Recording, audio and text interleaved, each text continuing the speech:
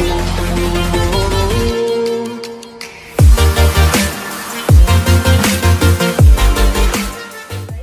To learn economics classes. आज हम continue करने वाले हैं अपनी प्रीवियस ईयर्स की सीरीज को ही, क्योंकि मुझे कई बच्चों ने रिक्वेस्ट किया कि मैम प्रीवियस ईयर की सीरीज को भी कंटिन्यू रखें और हमारे साथ साथ इंट्रोडक्टरी माइक्रो इकोनॉमिक्स की कंसेप्ट बेस्ड एक डिटेल वीडियो भी प्लेलिस्ट में है, सारी की सारी वो भी चल रही है। साथ साथ वो सीरीज के हम प्रीवियस ईयर भी कंटिन्यू कर रहे हैं। जो हमने थर्ड अपनी वीडियो में प्रीवियस ईयर के में डिस्कस किया था, वो मैं डिस्कस किया था प्राइस इलास्टिसिटी से रिलेटेड लास्ट क्वेश्चन हमारे पास था। ठीक है, अब उसी के आगे कंटिन्यू करते हुए मैं आपको क्रॉस प्राइस इलास्टिसिटी और या फिर क्रॉस इलास्टिसिटी ऑफ डिमांड के बारे में डिस्कस आज करेंगे, है ना। अभी तक प्राइस इलास्टिसिटी ऑफ डिमांड हम कर चुके हैं, उसके बाद जो क्रॉस प्राइस इलास्टिसिटी इसमें करेंगे, इसके बाद हम इनकम इलास्टिसिटी पे भी एक नई वीडियो लाएंगे। क्रॉस प्राइस इलास्टिसिटी का आपको क्या देखना होगा कि इसमें भी हम थोड़ा क्विक रिवीजन करेंगे, डिटेल में नहीं करेंगे। बाकी इसकी डिटेल वीडियो आपको हमारी जो इंट्रोडक्टरी माइक्रो इकोनॉमिक्स की कंप्लीट सीरीज चल रही है उसमें मिल जाएगी, तो आप वहां से प्लेलिस्ट को फॉलो कर लीजिए और उसमें इसको पढ़ लीजिएगा डिटेल में। तो आज स्टार्ट करते हैं क्रॉस प्राइस इलास्टिसिटी। तो अभी हम क्वेश्चन करने से पहले इसके बारे में जान लेते हैं कि cross elasticity of demand actually में होता क्या है। तो ये क्या है? It measures the percentage change in the amount of X purchased per unit of time।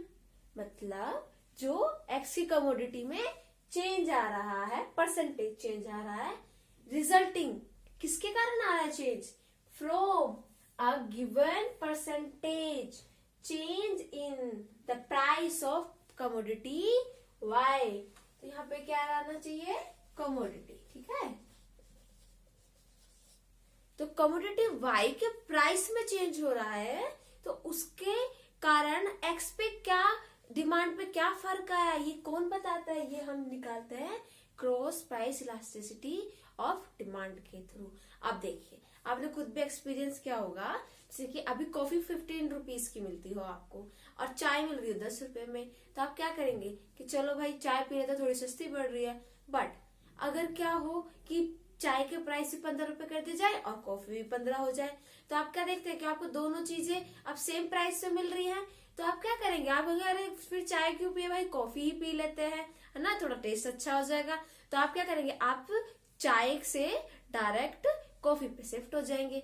क्यों हो गया ऐसा? क्योंकि और उससे क्या होगा रिजल्टेंट, जो कॉफी की डिमांड होगी वो बढ़ जाएगी ना ऑटोमेटिकली। तो ऐसा क्या हुआ कि इसको ही क्या कहते हैं? Cross price elasticity. तो ऐसा क्या हुआ कि इसका प्राइस बढ़ने से इसकी डिमांड भी बढ़ गई, तो ये क्या कहलाती है? Cross price elasticity. I hope आपको तो समझ में आ गया होगा। और इसका फॉर्मूला क्या होता है? EXY is equals to change in X। Percentage निकालेंगे तो 100 से इंटू करेंगे ना, ऐसे तो वो तो कट जाएगा, कैंसिल आउट हो जाएगा, इसलिए मैंने उसको नहीं लिखा। ठीक है, डायरेक्ट बस इतना ही लिख दिया। तो यहाँ पे क्या आ जाएगा? चेंज इन Q, ठीक है, और commodity of X with respect to the given last commodity. मतलब जो पहले क्वांटिटी परचेज करते थे, with the change in price किसके रिस्पेक्ट में? जो पहले प्राइस था उसके रिस्पेक्ट में। तो फॉर्मूला क्या बन जाएगा? चेंज इन QX अपन में चेंज इन PY। उसको सोल्व कर दिया ना, ये यहाँ पे रेसिप्रोकल होकर ऊपर चला गया तो PY ऊपर आ गया, तो इस तरीके से फॉर्मूला बन गया। अब आप खुद सोचिए, मैंने जो भी एग्जाम्पल दिया आपको, किसके दिए थे? एक कॉफी, एक चाय। कैसे गुड्स है ये आपस में? ये आपस में सब्स्टिट्यूटिव है, यानी कि एक दूसरे की जगह पे इस्तेमाल हो सकते हैं। अगर एक का, तो अगर एक की डिमांड बढ़ाते हैं तो दूसरे की डिमांड घट जाती है, यही होता है ना। कॉफी पियोगे या चाय पियोगे, है ना, तो ये क्या सब्स्टिट्यूटिव है। और अगर पेन हो या पेंसिल हो, तो बच्चा लिखना अगर है तो पेंसिल से भी लिख सकते हैं, पेन से भी लिख सकते हैं, तो वो क्या होते हैं? सब्स्टिट्यूटिव नेचर के गुड्स होते हैं। तो सब्स्टिट्यूटिव नेचर में आप क्या देखेंगे? मैंने क्या बताया था? चाय के प्राइस बढ़े तो कॉफी की डिमांड बढ़ गई, कॉफी की क्वांटिटी डिमांड जो थी बढ़ गई थी ना, क्योंकि अब प्राइस जो थे इसके चाय के बढ़ गए थे। और अगर चाय सस्ती हो जाए तो लोग कॉफी से दोबारा चाय पे शिफ्ट हो जाएंगे। तो ये कैसे है? दो सब्स्टिट्यूटिव गुड्स है और इनमें कैसा चल रही है रिलेशनशिप? एक का प्राइस बढ़ा, एक की डिमांड बढ़ी, एक का प्राइस घटा, दूसरे की डिमांड घट गई। तो ये सब क्या है, ये क्रॉस प्राइस इलास्टिसिटी कैसे दिखा रही है, इनमें रिलेशन कैसी आ रही है, पॉजिटिव, है ना। तो हमेशा याद रखिएगा सब्स्टिट्यूटिव गुड्स अगर दो हो तो उनके बीच में क्रॉस प्राइस इलास्टिसिटी कैसी रहेगी, पॉजिटिव। वो दोनों का रिलेशन पॉजिटिव होगा, एक बढ़ेगा तो दूसरा भी बढ़ेगा। प्राइस ऑफ कॉफी अगर बढ़ जाए तो demand quantity, demand of x या फिर कह लो आप टी कह लो, और ये कॉफी कह लो। तो अगर कॉफी का प्राइस बढ़ जाएगा तो क्वांटिटी डिमांड ऑफ टी भी बढ़ जाएगी, और अगर प्राइस कॉफी का घट जाएगा तो क्वांटिटी डिमांड ऑफ टी भी घट जाएगी। समझे। तो ये कैसा है, सेम डायरेक्शन में है ना, तो सेम डायरेक्शन में होगा तो सब्स्टिट्यूटिव गुड्स का इफेक्ट कैसा आएगा, पॉजिटिव। क्रॉस प्राइस इलास्टिसिटी आएगी पॉजिटिव। और इसी केस में अगर आप कॉम्प्लीमेंट्स को देखें, कॉम्प्लीमेंट्स क्या होते हैं, जो एक दूसरे के साथ काम करते हैं ना, एक दूसरे के साथ साथ रहते हैं। लाइक जैसे कि ये मार्कर और मार्कर की इंक, तो क्या है, एक दूसरे के साथ यूज होते हैं ना, तो इसलिए वो कैसे है, कॉम्प्लीमेंट। कार और पेट्रोल, पेट्रोल क्या है, कॉम्प्लीमेंट, तो एक दूसरे के साथ में इस्तेमाल होते हैं। तो आई होप आपको ये समझ में आ गया होगा। तो कॉम्प्लीमेंट गुड्स के लिए क्या होता है, ये नेगेटिव रहता है। नेगेटिव कैसे, अगर आप देखते हैं पेट्रोल का प्राइस बढ़ गया तो आप क्वांटिटी डिमांड कार की क्या करेंगे, कम करेंगे, कम चलाएंगे ना, क्योंकि पेट्रोल महंगा पड़ रहा है ना। और अगर इंक महंगी हो जाए तो आप मार्कर का इस्तेमाल सही से करेंगे कि ज्यादा इंक खर्च ना हो। क्यों, क्योंकि ये दोनों, इसकी भी डिमांड फिर घट जाएगी अगर प्राइस ऑफ इंक महंगी हो जाए तो समझ रहे हैं। कॉम्प्लीमेंट में ये अपोजिट डायरेक्शन में चल रहा है, एक का प्राइस बढ़ रहा है, एक की क्वांटिटी डिमांड घट रही है। तो अपोजिट डायरेक्शन होने के कारण इसके कॉम्प्लीमेंट गुड्स का क्रॉस प्राइस इलास्टिसिटी हमेशा नेगेटिव आता है। तो चलिए अब इसके क्वेश्चन की तरफ मूव करते हैं। आपको पेपर में किसी भी तरीके से इसका क्वेश्चन पूछा जा सकता है। लाइक कई बार तो सिर्फ कंसेप्ट क्रॉस प्राइस इलास्टिसिटी क्या होती है यही बताने के लिए पूछ लिया जाता है, तो उसमें तो आप इसकी डेफिनेशन, इसका फॉर्मूला एंड इसके बारे में बता सकते हैं कि पॉजिटिव और कॉम्प्लीमेंट में कैसे इफेक्ट करता है। या फिर आपको कोई एग्जांपल दे दिया जाए कि दो गुड्स हैं, कॉम्प्लीमेंट्री हैं, और बताइए उनकी क्रॉस प्राइस इलास्टिसिटी कैसी होगी। तो मैंने आपको बताया ना कॉम्प्लीमेंट्री गुड्स की नेगेटिव होती है, और इसके लिए आप क्या करेंगे, इसके लिए फिर आप एग्जांपल भी देंगे कि हाँ हमारे पास पेट्रोल है और कार वाला, जैसे मैंने आपको बताया। और अगर ये दे दिया जाए कि दो गुड्स है सब्स्टिट्यूटिव्स है, लाइक एक तरफ टी है एंड कॉफी है, अगर टी का प्राइस बढ़ जाए तो कॉफी पे कैसे फर्क आएगा, ये कैसे चेंज होगी, तो वो सब्स्टिट्यूटिव गुड्स का एग्जाम्पल के बारे में पूछ रहा है, तो आप सब्स्टिट्यूटिव का बताइए कि पॉजिटिव इम्पैक्ट होगा, एक का प्राइस बढ़ेगा तो दूसरे की क्वांटिटी डिमांड बढ़ जाएगी। तो आई होप आपको समझ में आ गया होगा। तो इसके क्वेश्चन किस तरीके से आ सकते हैं, तीन टाइप से आ सकते हैं। एक तो एग्जाम्पल के थ्रू, एक डेफिनेशन डायरेक्टली पूछ लिया जाए है ना, और एक न्यूमेरिकल।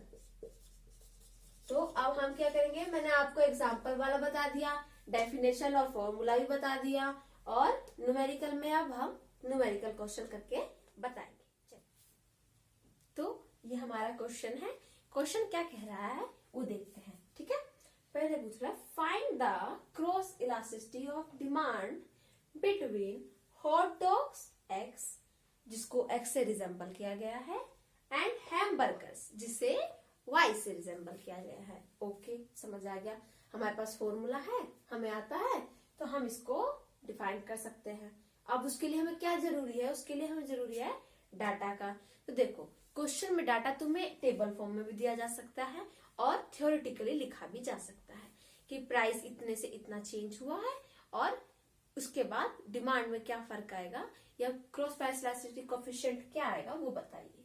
तो मैंने अभी आपको एक टेबुलर फॉर्म में लिया है, क्योंकि क्या होता है थ्योरेटिकली पढ़ के बच्चा जाता है, समझ जाता है। टेबुलर फॉर्म में बताना चाहूंगी। देखिए टेबुलर फॉर्म में क्या कह रहा है कि दो कमोडिटी है, हैमबर्गर एंड हॉट डॉग्स। पहले प्राइस क्या थे, 3 रुपए और 1 रुपया, 3 rupees and 1 rupees. The quantity was 30 rupees, 30 and 50। Okay, चलिए बाद में क्या हुआ, प्राइस कितना हो गया, 2 rupees and 1 rupees and quantity was 40 and 10। तो क्या देख पा रहे हैं इसमें कि अच्छा यानी कि हॉट डॉग्स का प्राइस में तो चेंज आया ही नहीं है ना। किसमें चेंज आया है? चेंज आया है वाई के प्राइस में, हैमबर्गर के प्राइस में। कितना हो गया? 3 से 2 हो गया है। तो हम क्या इससे लिख सकते हैं? अच्छा, चेंज इन पी हुआ है -1 कह सकते हैं ना। टेबल से देख कितना तो समझ में आ गया। ओके, तो प्राइस में तो इसमें चेंज। अब हमें क्वांटिटी किसकी चेंज हुई है? चलिए देख लेते हैं क्वांटिटी किसकी चेंज हुई है। पी ओ वाई लिख रही हूँ। क्वांटिटी चेंज, क्या इसकी क्वांटिटी चेंज हुई है? हैमबर्गर की 30 से 40 हो गई है। ओह, और हॉट डॉग्स की 15 से 10 हो गई है। तो अब मुझे आप बताइए, आप कौन सी वाली क्वांटिटी लेंगे? 30 से 40 वाली या फिर 15 से 10 वाली? चलिए मैं आपका काम आसान कर देती हूँ। देखिए, अगर आप वाई की ही कमोडिटी का चेंज ले लेंगे, ठीक है, आप हैमबर्गर की ही ले लेंगे, तो अगर आप change in quantity of Y ले लिया आपने 10, ठीक है, और यहाँ पे change in commodity of X में कितना आ रहा है? 5 माइनस का 5। तो अब अपना फॉर्मूला याद कीजिए। आप फॉर्मूला क्या कहता था? Cross price elasticity of E X Y is equals to change in qx divided by change in py into py divided by qx। वो क्या कहता था? क्यों कहता है वो ऐसा? क्योंकि वो जानना चाहता है कि एक के प्राइस का चेंज से दूसरे की कमोडिटी चेंज पे कितना फर्क आएगा। वो सेम कमोडिटी पे रिलेशन चेक नहीं कर रहा। सेम पे तो क्या होगा? आप प्राइस इलास्टिसिटी निकाल लेंगे ना। तो हमें सेम पे चेक नहीं करना, हमें क्या करना है? हमें दूसरे कमोडिटी की डिमांड को चेक करना है। तो इसलिए हम चेंज इन वाई नहीं लेंगे, है ना, इसको हम नहीं लेंगे। तो जब हमें चाहिए ही नहीं तो हम इसको इरेज कर देते हैं। इरेज कर दिया। अब क्या बता? चेंज इन वाई जो कि -1 है, चेंज इन क्यू एक्स जो कि -5 है, ठीक है। अब हमारा पी वाई भी चाहिए हमें। तो पी वाई क्या था पहले? 3 रुपीज। हम इसके ही बेस पे चेक कर रहे हैं ना हमारे कितना चेंज आया है। तो जो बेस होता है उसी को लिया जाता है, इस वाले प्राइस को नहीं लेंगे। इसीलिए मैंने आपको थ्योरेटिकली ना बता के एक न्यूमेरिकल एग्जांपल विद टेबल बनाया है। आप इस वाले प्राइस को नहीं लेंगे। कई बार बच्चे कंफ्यूज होते हैं, ये वाला प्राइस लेना है या ये वाला। तो हम क्या लेंगे? पहले वाला जो पहले था चेंज से। तो वो कितना था? पी वाई था 3 रुपीज, है ना। और हॉट डॉग्स का क्वांटिटी कितनी थी पहले? क्यू एक्स, तो वो थी 15, है ना, यही है ना। तो यही आपको ध्यान रखना है कि आपको क्या चीज लेनी है और क्या चीज क्वेश्चन में नहीं लेनी। तो ये इसको बाद में ध्यान रखेंगे। चलिए, तो ये फॉर्मूला है आपका। चलो तो इसको पुट कर देते हैं। तो क्यू एक्स की जगह पे क्या लिखते हैं? -5। चलिए, तो -5 लिख दिया। चेंज इन वाई कितना आ रहा है? -1। चलिए, तो -1 लिख दिया, ठीक है। अब प्राइस कितना आया है? 3, तो पी वाई को 3 लिख दिया। और क्यू एक्स कितना है? 15, तो इसको चलिए 15 लिख दिया। तो अब इसको कैंसिल आउट कर देंगे। कैंसिल, इसको काटेंगे तो 5 पे, और इसको काटेंगे तो इजिकल्स टू 1। यानी कि हमारी क्रॉस प्राइस इलास्टिसिटी क्या आई है? Unit elastic. Okay, unitary elastic आई है। इसकी वैल्यू क्या आई है? 1 आई है। तो आई होप आपको ये कैलकुलेट करना आप समझ में आ गया होगा। इसमें मेन चीज जो होती है वो क्वेश्चंस में जो चीज हमें फॉर्मूला में चाहिए या नहीं चाहिए वो देखना होता है। तो इस तरीके से आप ये वाला क्वेश्चन कर पाएंगे। चलिए, एक पार्ट तो इसका हो गया। अब हम देखते हैं अपनी सेकंड क्वेश्चन की तरफ। सेकंड क्वेश्चन क्या कहता है? State the ceteris paribus conditions in the finding of E X Y. तो अब आपके दिमाग में आ रहा होगा ये सेट्री-पेरिबस क्या है भाई? तो सेट्री-पेरिबस कुछ नहीं है। जब आपने डिमांड का कंसेप्ट स्टार्ट किया था तो मैंने आपको बताया था कि कुछ कंडीशंस हम डिमांड को जब मानते हैं तो स्टेब्लिश की जाती है। लाइक हमारी डिमांड किस किस पर डिपेंड करती थी? It is the function of, किसकी फंक्शन थी ये? Price of its own goods, है ना। डिमांड ऑफ एक्स किसका फंक्शन थी? Price of its own price of relative goods, income of the consumer, taste and preferences, यही थी ना, और एक्सपेक्टेशंस, यही मानते हैं ना। तो अब हम क्या निकाल रहे हैं, ग्रोस प्राइस इलास्टिसिटी। तो हम इसमें भी सेट्रिक पेरिबस कंडीशन क्या होती है, जो कि चेंज रखी नहीं होती, जो कि कांस्टेंट मानी जाती है।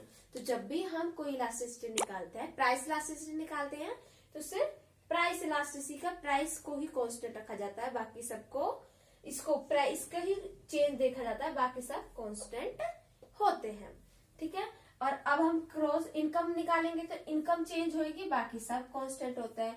बट यहाँ क्वेश्चन में हम क्या निकाल रहे हैं, cross price elasticity.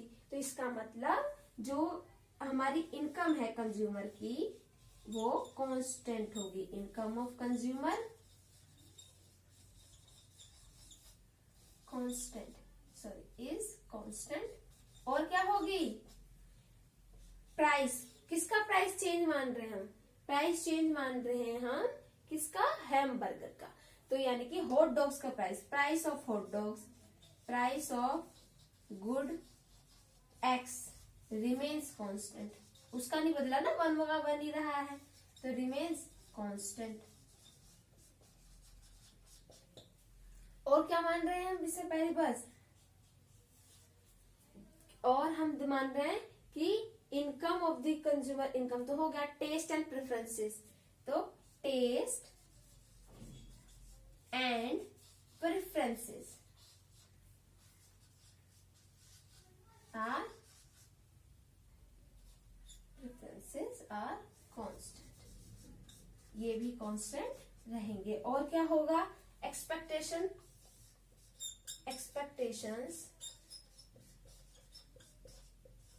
Remains constant, expectations भी कांस्टेंट रहेंगी, है ना।